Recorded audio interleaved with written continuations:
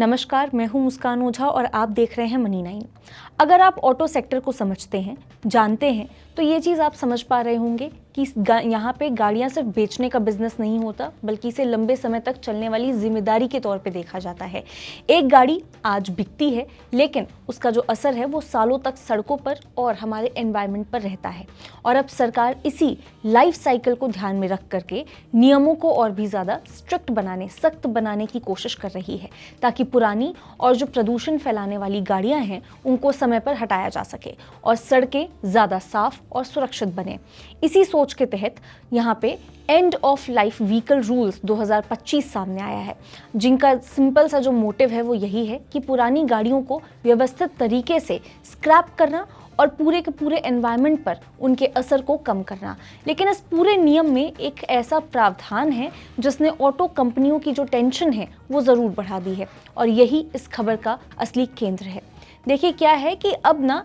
इसे बिल्कुल अगर हम आसान भाषा में समझने की कोशिश करें, मान लीजिए किसी कंपनी ने पिछले 15-20 सालों में लाखों गाड़ियां बेची हैं, तो अब इस नए नियम के हिसाब से अगर देखें तो उसे ये मान करके चलना होगा कि आने वाले समय में जब ये गाड़ियां एंड ऑफ लाइफ के जो टर्म्स हैं उस पर पहुंचेंगी, यानी कि जब उनकी जो लाइफ है वो खत्म होने को आएगी, तो उनके स्क्रैपिंग या पर्यावरण से जुड़े जो खर्च हैं वो भी होंगे। और इसी संभावित खर्च का जो अंदाज़ा है वो लगा करके कंपनियां जो हैं उनको अभी से अपने खातों में पैसा अलग रखना पड़ेगा, जिसे फाइनेंशियल टर्म्स में अगर कहें तो प्रोविजन एक टर्म है वो कहा जाता है। यही वो पॉइंट है जहां से जो दबाव है वो बढ़ना शुरू होता है, क्योंकि कंपनियां जो हैं ये पैसा आज ही अलग रखना ही नहीं होगा, भले ही असल खर्च जो है वो कई सालों बाद आए इनके सामने। और इसी वजह से जो ऑडिटर्स हैं उन्होंने कंपनियों को अलर्ट किया है कि उन्हें बड़ी रकम का प्रावधान जो है वो करना पड़ सकता है, जिसका सीधा असर उनके मुनाफे पर दिखने को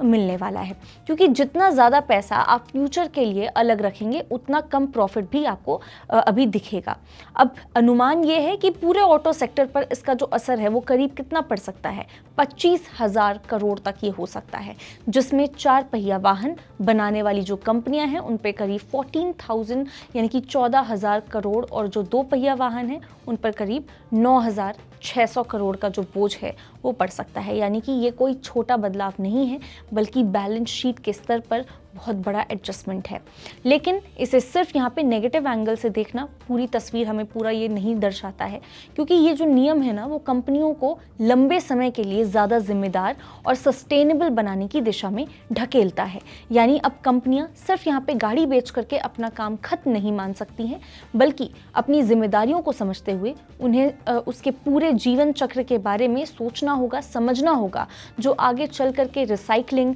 ग्रीन टेक्नोलॉजी और बेहतर डिज़ाइन जैसे जो तमाम सेक्टर्स हैं उसमें इनोवेशन को भी बढ़ावा दे सकता है। हाँ, शॉर्ट टर्म में ज़रूर इसका जो असर है वो कंपनियों की फाइनेंशियल प्लानिंग और कैश फ्लो पर पड़ता हुआ नज़र आ सकता है। और यही वजह है कि society of Indian automobile manufacturers ने सरकार से इस नियम में कुछ बैलेंस लाने की मांग करी है, कुछ संतुलन बनाने की मांग करी है, ताकि कंपनियों पर एकदम से इतना ज़्यादा बोझ ना पड़े और इंडस्ट्री की ग्रोथ भी यहाँ पे किसी भी तरह का उस पर इम्पैक्ट ना पड़े, प्रभावित ना हो। तो अगर पूरे इस खबर को हम समझने की कोशिश करें तो देखिए ये एक ऐसा कदम है जो एक तरफ यहाँ पे एनवायरनमेंट और लॉन्ग टर्म सस्टेनेबिलिटी के लिए ज़रूरी है, वहीं दूसरी तरफ शॉर्ट टर्म में कंपनियों के लिए यहाँ पे अच्छा खासा चैलेंज भी बन जाता है। और असली बात यही है कि अब सरकार और इंडस्ट्री मिल करके कोई ऐसा रास्ता निकाले जहाँ दोनों के बीच में एक